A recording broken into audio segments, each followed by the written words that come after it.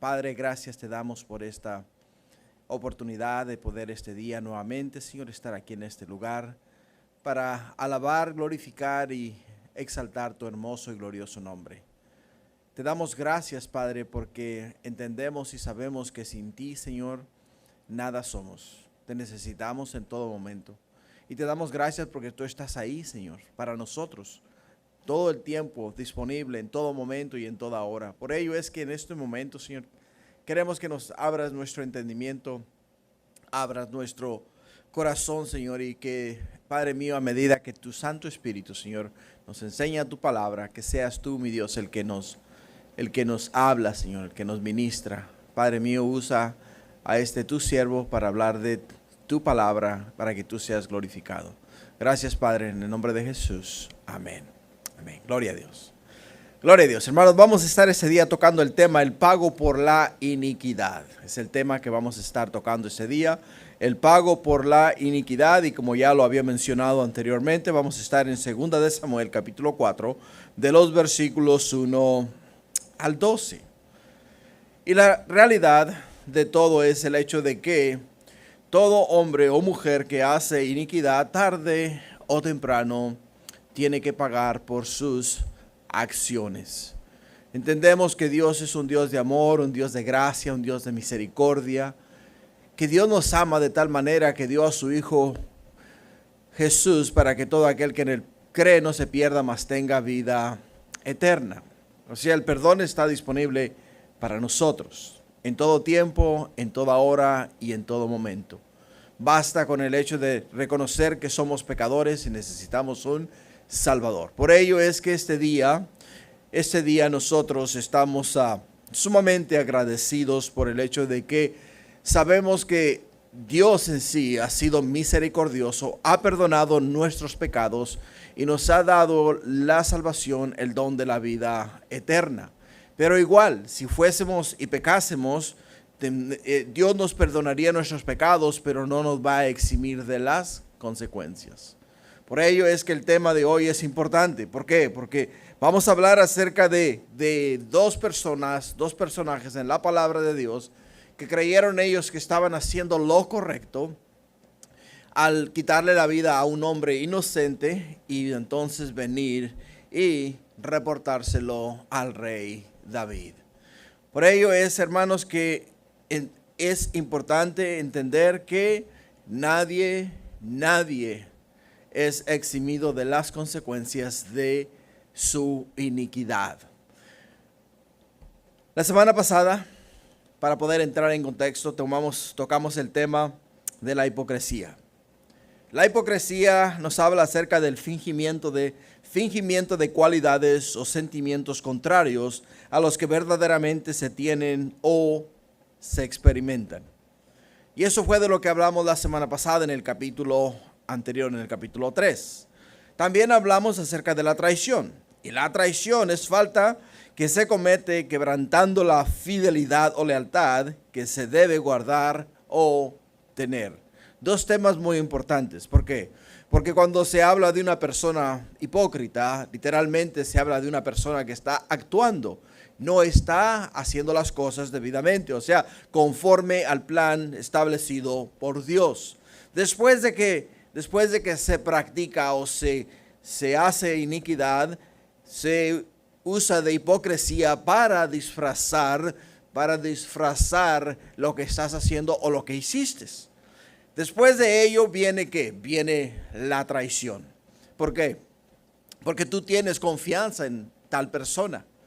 Y como tú tienes confianza en tal persona, no te estás cuidando de que esta persona te vaya a traicionar. Y ahí es donde entra la traición. ¿Por qué? Porque es una falta que se comete quebrantando la fidelidad o lealtad que se debe guardar o tener a otras personas. ¿Te das cuenta? Y ya después de que esos dos elementos se dan en la vida, viene lo que ahora conocemos como la venganza. La venganza es el resultado de la hipocresía, es el resultado de la traición. Y la venganza la podemos describir como satisfacción que se toma del agravio o daño recibido. O sea, si alguien te hace daño, el que tú le puedas hacer daño a aquella persona te da satisfacción. Y ahí es donde viene la venganza. ¿Por qué? Porque el hipócrita te traicionó y ahora en tu corazón sientes el deseo de vengarte. Y cuando tú te vengas, entonces dices, ahora sí estoy satisfecho porque me siento bien, porque le di lo que se merecía.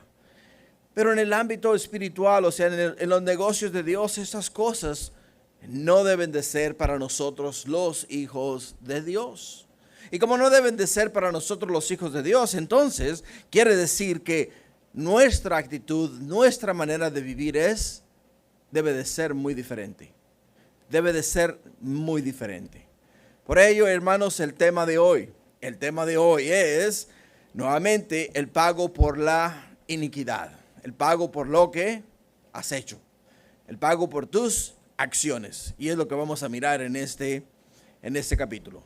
En el versículo 1, como podemos ver acá, dice en el versículo 1 del capítulo 4 de 2 de Samuel, nos dice la escritura: luego que oyó el hijo de Saúl que Abner había sido muerto en Hebrón, las manos se le debilitaron y fueron atemorizados todos, y fue atemorizado todo Israel. Qué interesante, ¿no? Porque en el capítulo anterior miramos que le quitaron la vida al general Abner, general de los ejércitos de Israel. Entendemos que dentro del lado del ejército, o sea, del reino de Judá, el reino del sur, el general se llamaba Joab. Joab tenía rencor contra Abner. Y como Abner le quitó la vida a Abisai, hermano de Joab, entonces Joab se sintió traicionado. Y cuando Joab se sintió traicionado, él miró la manera de ¿qué? Miró la manera de cobrarse el agravio, o sea, quitarle la vida de la misma manera que él le había quitado la vida a su hermano Abisai.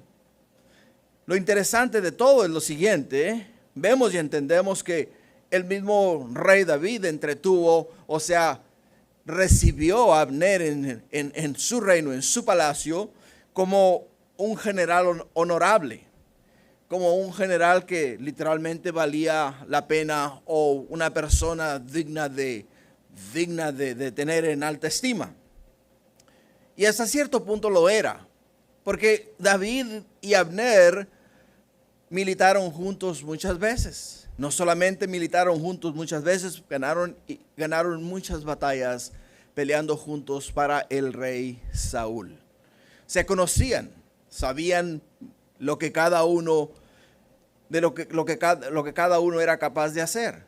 Y cuando Abner viene a David y llega al palacio y Abner le dice a David: ¿quieres que te unifique el reino? O sea, ¿quieres que junte las 12 tribus de Israel para que tú reines sobre de ellas? Esas noticias para David fueron formidables. Hubiesen sido formidables para Joab si Abner no le hubiese quitado la vida a Abisai.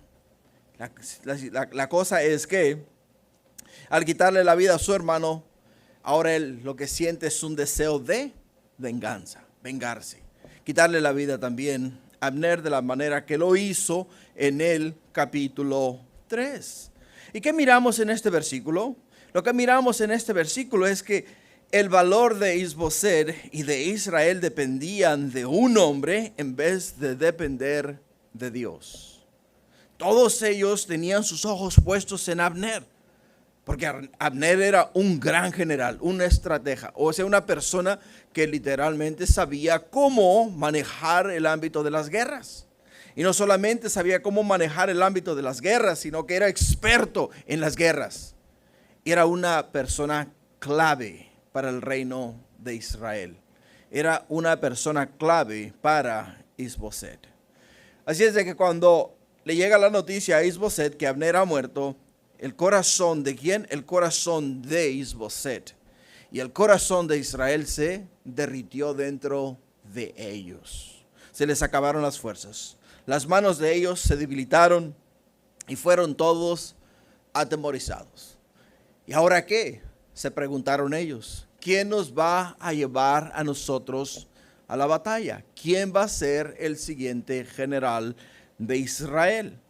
Por ello, hermanos, es que muchas veces cuando llegamos a un punto similar al cual nosotros estamos mirando aquí en esta porción de la Escritura, tratamos de ¿qué? Tratamos de improvisar y buscar a alguien que tome el lugar de la persona con la cual nosotros ya hemos tratado o de la cual nosotros dependíamos en tiempos anteriores. Por ello es que cuando murió Abner, Isboset se quedó sin nada. Israel se quedó desprotegido. Y ahora ellos están en una crisis. Isboset estaba en una crisis y bajo presión. Se llenó de miedo y el miedo lo paralizó. ¿Por qué le paralizó el miedo? Porque tenía su fe puesta en un hombre. Tenía su fe puesta en un hombre. En ningún momento él puso su confianza en Dios.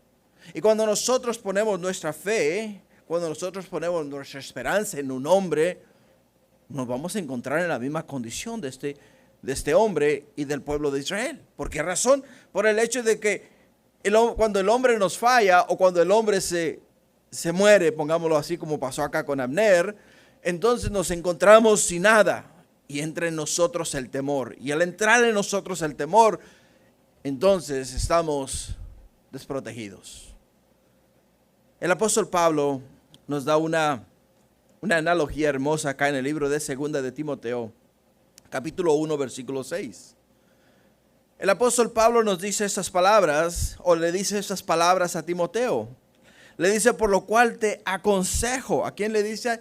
A Timoteo le dice, te aconsejo que avives el fuego del don del Espíritu de Dios que está en ti por la imposición de mis manos. Porque no os ha dado Dios espíritu de cobardía, sino de poder, de amor y de dominio propio. Por tanto, no te avergüences de dar testimonio de nuestro Señor y de mí, preso suyo, sino participa de las aflicciones por el Evangelio según el poder de Dios, quien nos salvó y llamó como llamamiento santo, no conforme a nuestras obras, sino según el propósito suyo y la gracia que nos fue dada en Cristo Jesús antes de los tiempos de los siglos, pero que ahora ha sido manifestada por la aparición de nuestro Salvador Jesucristo, el cual quitó la muerte y sacó a la luz la vida y la inmortalidad por el Evangelio, del cual yo fui constituido predicador, apóstol y maestro de los gentiles. Las palabras claves de estos versículos para el joven Timoteo, de boca de su maestro o su padre espiritual, fueron las siguientes: aviva el fuego, el don del Espíritu que Dios te dio. Avívalo, quiere decir que ya lo tienes en tu corazón, ya lo tienes en tu persona. Ahora solamente déjalo fluir, déjalo obrar, déjalo que haga su obra en tu vida. No te dejes intimidar, en lo que le dice el apóstol Pablo al joven Timoteo. Desafortunadamente podemos mirar acá en esta porción de la escritura que estamos leyendo explícitamente en el versículo 1 del capítulo 4 de 2 de Samuel. Podemos ver que Isboset e Israel no podían avivar el fuego, pues nunca lo prendieron. El fuego en el que ellos confiaban se les apagó cuando murió ¿quién? Cuando murió Abner. Se les apagó la llamita, se les apagó el fuego, se les apagó la esperanza. Aquello en lo cual ellos confiaban se les deshizo. No había más para ellos esperanza. ¿Por qué? Porque no tenían los ojos puestos en Dios, los tenían puestos en los hombres. Y el apóstol Pablo le dice al joven Timoteo, no pongas tus ojos en los hombres, pon los ojos en Dios. Aviva el fuego del Espíritu que Dios ha puesto en ti. En otras palabras, asegúrate que haces la voluntad del Padre y no la voluntad de los hombres. Dependes de Dios y no dependes de lo que los hombres te puedan dar a ti. Sin embargo, podemos ver en los capítulos anteriores que ya estudiamos de Segunda de Samuel, que David prosperaba en Judá. Podemos ver que todo lo que David hacía prosperaba y había armonía en su reino, y las manos de todos los que con él estaban se fortalecían. Qué interesante, ¿no? Porque cuando tú confías en Dios, cuando tú pones tu esperanza en el Señor, tus manos se fortalecen, tu esperanza es única y no hay nada en esta tierra que te aleje o te quite el gozo del hecho de que Dios está contigo y tú dependes de Dios y no dependes de ningún hombre. Cuando confiamos en el Señor, nos dice el libro de Hebreos. En Hebreos encontramos, Hebreos 13:5, una afirmación respecto a nosotros confiar en Dios. La Escritura dice, sean vuestras costumbres sin avaricia, contentos con lo que tenéis ahora, porque Él dijo, no te desampararé ni te dejaré. De manera que podemos decir confiadamente, el Señor es mi ayudador, no temeré lo que me pueda hacer el hombre. ¡Wow! ¡Qué palabras más profundas! ¡Qué palabras más bellas! ¿Por qué? Porque esas palabras nos dicen a nosotros, no temas a lo que te puede hacer el hombre. ¿Por qué? Porque dice el Señor, yo soy tu ayudador.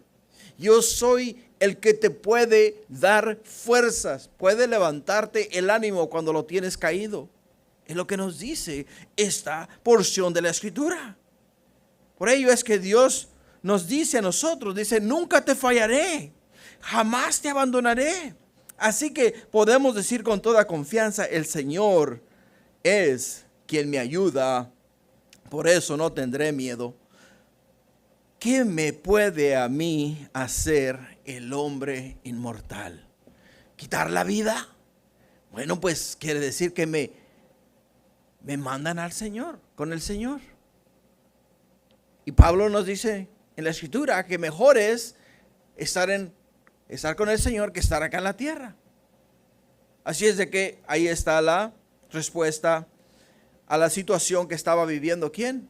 Que estaba viviendo Isboset y todo Israel. Hermanos, no pongamos los ojos en los hombres. No confiemos en los hombres. Confiemos en el Señor. Confiemos en nuestro Redentor, que en Él está la vida y Él es la vida. Seguimos en el versículo 2. Segunda de Samuel capítulo 4, versículo 2. Nos dice la Escritura, y el hijo de Saúl tenía 2 hombres. Escucha bien. Y el hijo de Saúl tenía 2 hombres. Ahora mira la descripción de ellos. Capitanes de bandas de merodeadores. El nombre de uno era Baana y el del otro Recab. Hijos de Rimón, Beerotita, de los hijos de Benjamín. Porque Beerot era también contado con Benjamín. Pues los beerotitas habían huido a Gitaim y moran allí como forasteros hasta hoy. Esa es la clase de gente con la cual Isboset se rodeaba.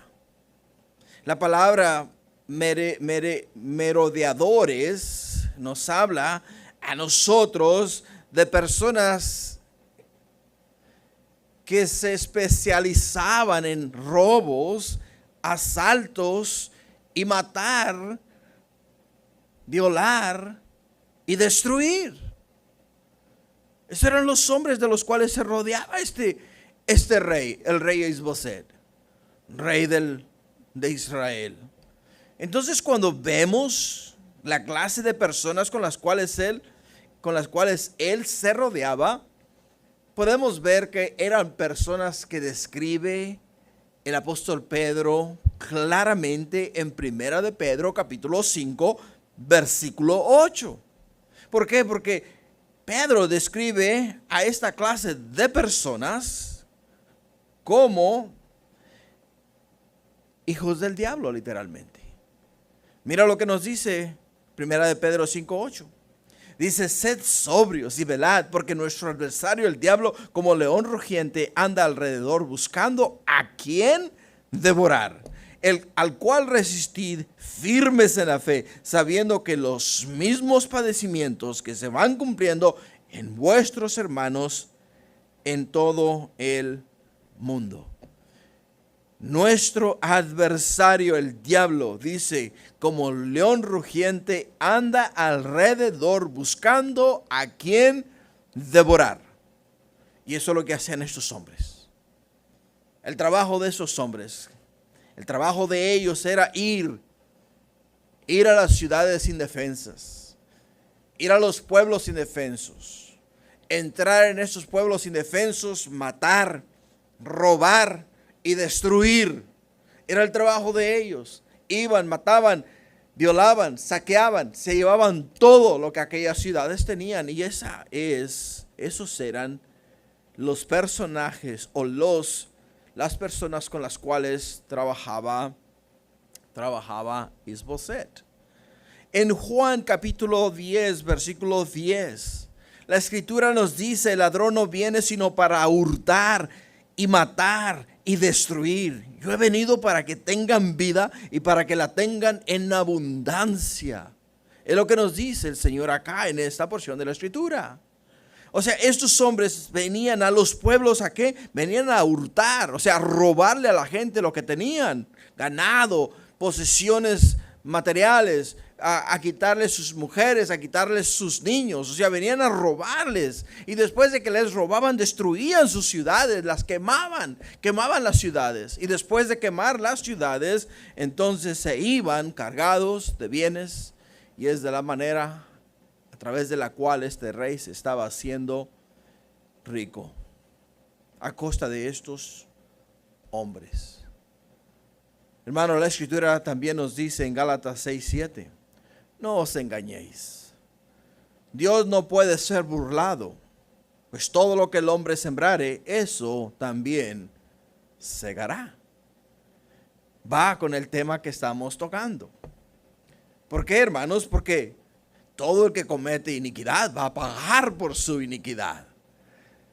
Cada uno de nosotros, si no se alinea con la voluntad de Dios y nos desviamos por el camino equivocado, eventualmente vamos a tener que pagar por cada una de nuestras fechorías. Los hijos de Rimón, Berorita, Baana y Racab de la tribu de Benjamín eran hombres viles. Eran hombres viles, es como la escritura lo describe. Estos hombres intentaron por orden de Saúl eliminar a los gabonitas y se apoderaron de sus tierras. Por esta causa Dios cierra los cielos, y ya lo veremos más adelante en los siguientes capítulos. Pero ellos eran la causa. Ellos fueron la causa de la destrucción de Israel. Ellos fueron la causa de que Dios cerró los cielos por un tiempo donde no hubo lluvia y la gente comenzó a tener hambre. Comenzó a tener hambre. En el versículo 4, continuando, en 2 de Samuel 4:4, nos dice: y Jonatán, hijo de Saúl, tenía un hijo lisiado de los pies. Tenía 5 años de edad cuando llegó de Jezreel la noticia de la muerte de Saúl y de Jonatán, y su nodriza le tomó y huyó. Y mientras iba huyendo, apresuradamente se le cayó el niño y quedó cojo. Su nombre era Mefiboset. Mefiboset. Acá se nos introduce a Mefiboset, hijo de Jonatán, quien vamos a aprender más de él en el capítulo 9 en adelante. Acá solamente nos dieron el nombre de uno de los hijos de Jonatán.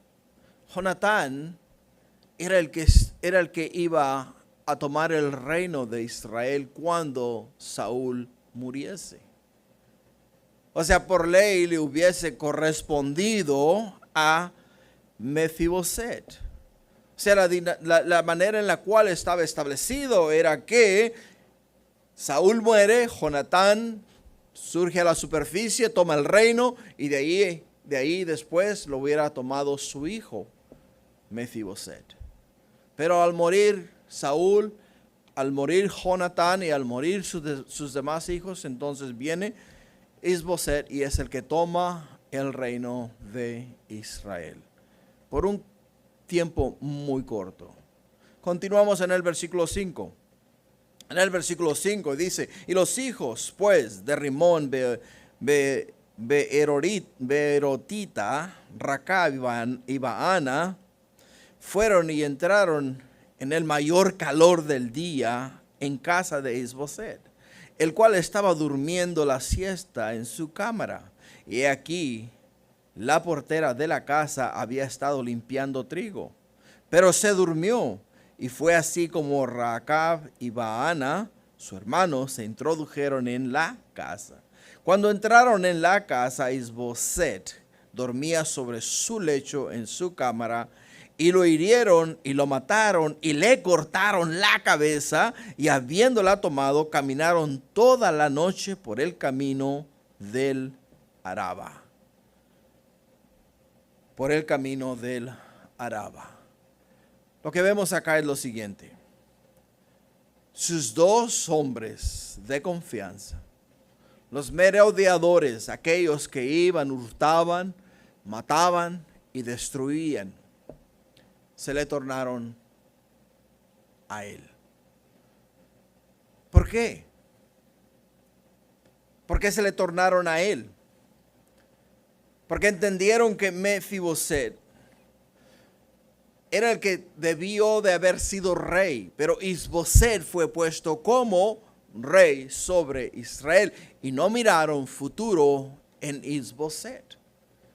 Dijeron ellos: ok, este en sí, sin general, no es nadie. Si no tiene general, él hasta cierto punto no es nadie. Y como no es nadie, ¿para qué lo queremos? Unámonos a David, porque ese sí que de verdad conoce acerca de la necesidad de la nación de Israel. Y Isboset es una piedra en el camino de David. Quitémosla.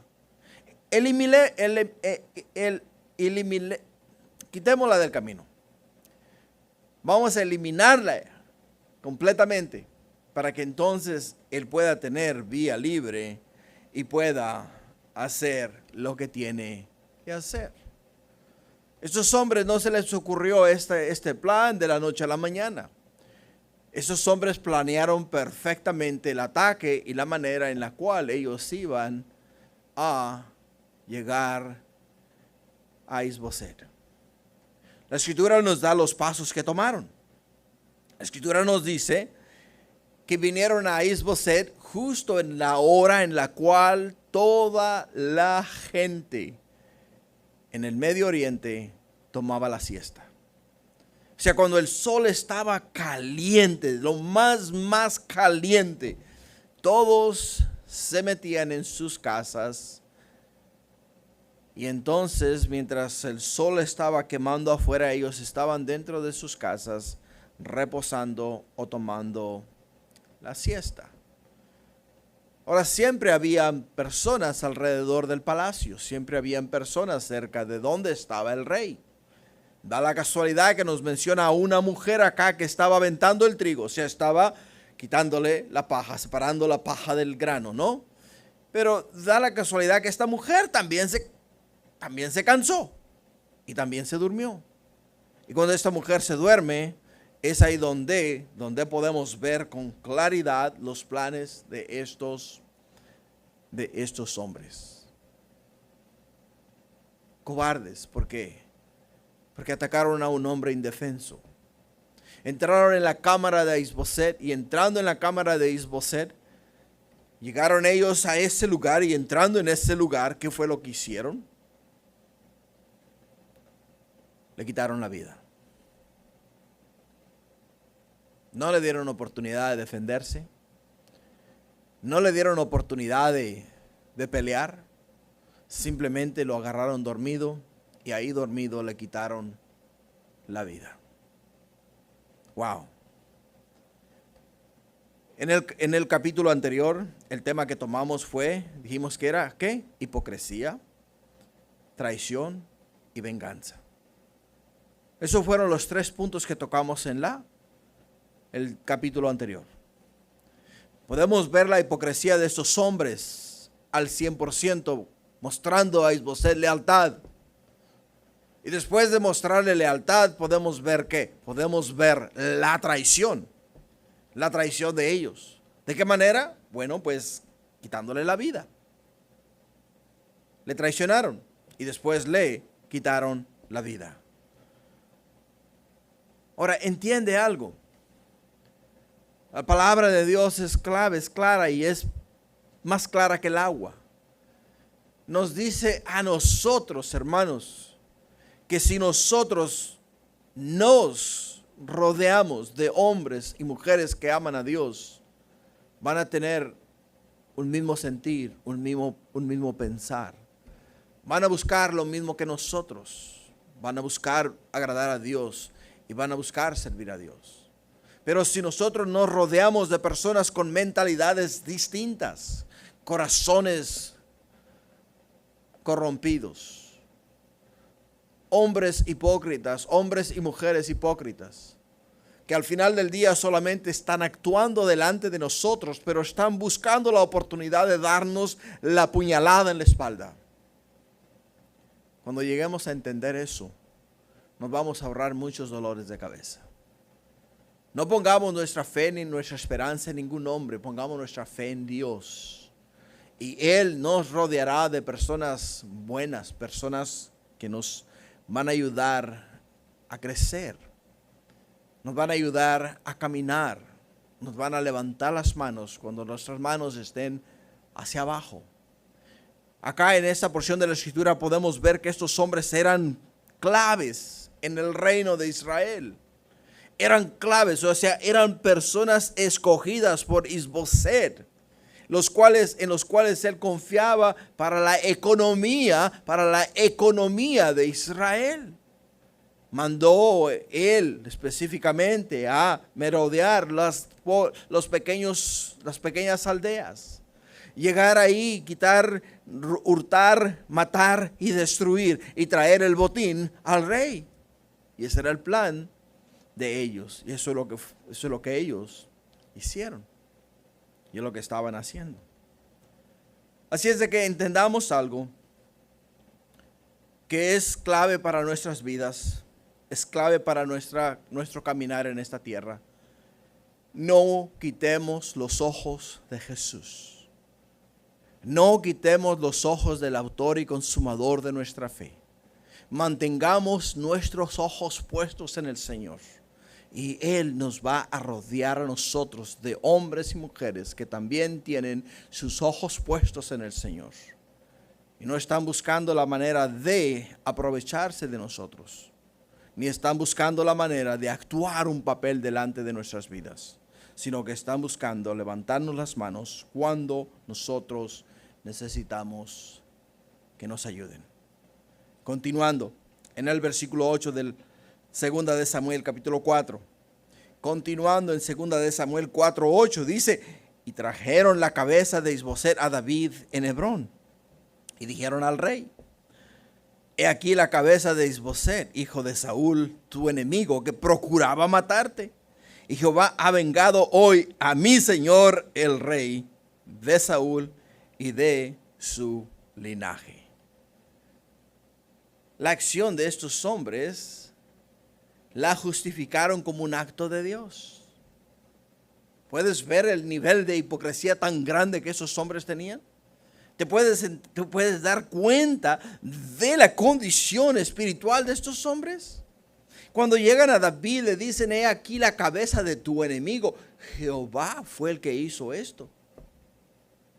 Fue Dios. Wow.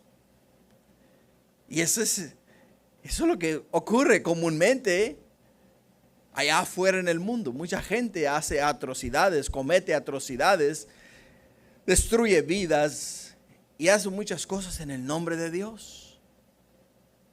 Hace muchas cosas horribles en el nombre de Dios. Y luego al final del día dicen: es que así lo predestinó Dios.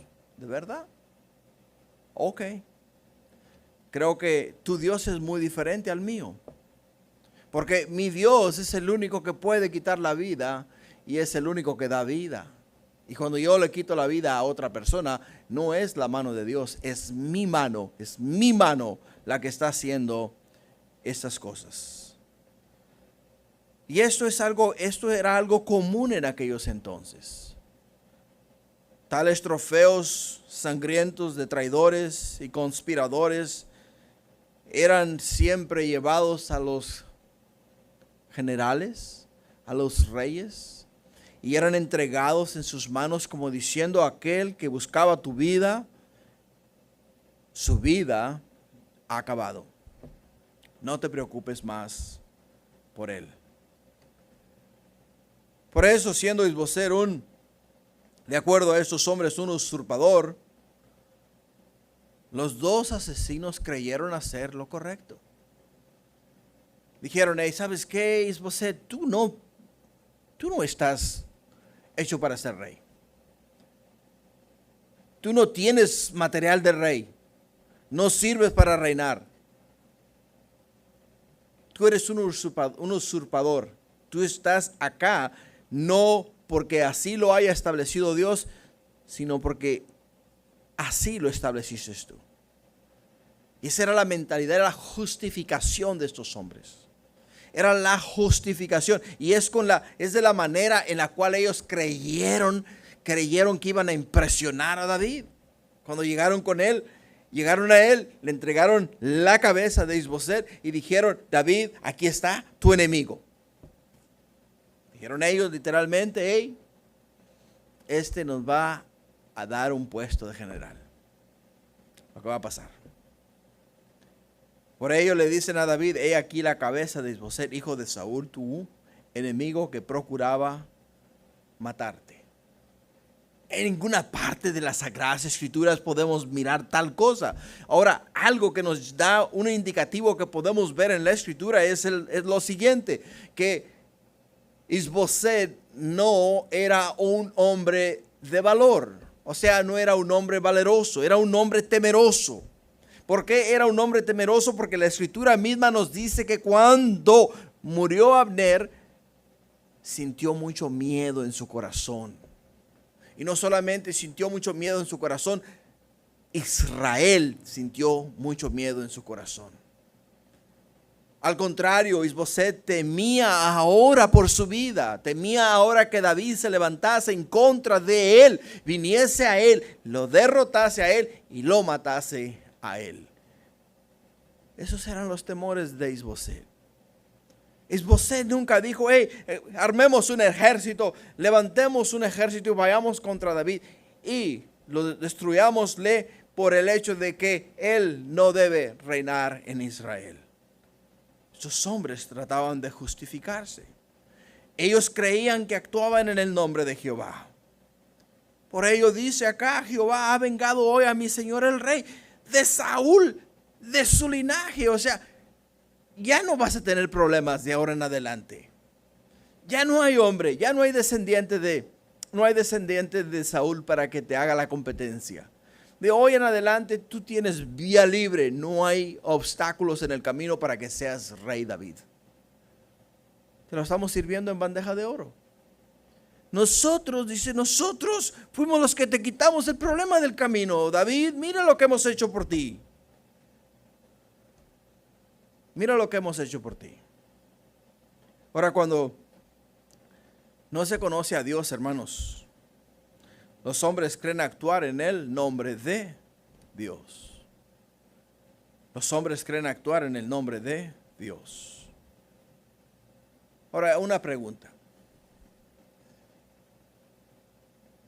Si Dios hubiese quitado, si Dios hubiese querido eliminar a Isboset, ¿no hubiese ocurrido exactamente lo que ocurrió con Saúl, Jonatán y el resto de los hijos de Saúl? Hubiesen todos muerto en la batalla. O sea, de una manera u otra, Dios no hubiese permitido que las manos de ningún israelita, hijo de Israel, se manchasen con sangre inocente.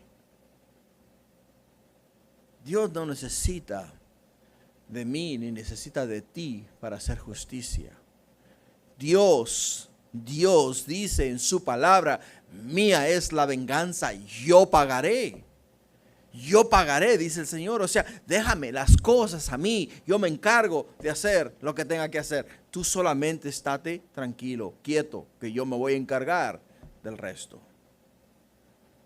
Y por ello miramos en el versículo 9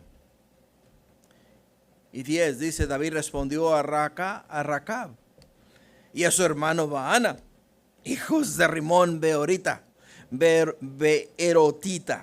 y les dijo, vive Jehová, que ha redimido mi alma de toda angustia, que cuando uno me dio nuevas diciendo, he aquí Saúl ha muerto, imaginándose que traía buenas nuevas, yo le prendí y le maté en Siclag en pago de la nueva. Recab y su hermano Baana no se esperaban esta respuesta. No se esperaban esta respuesta.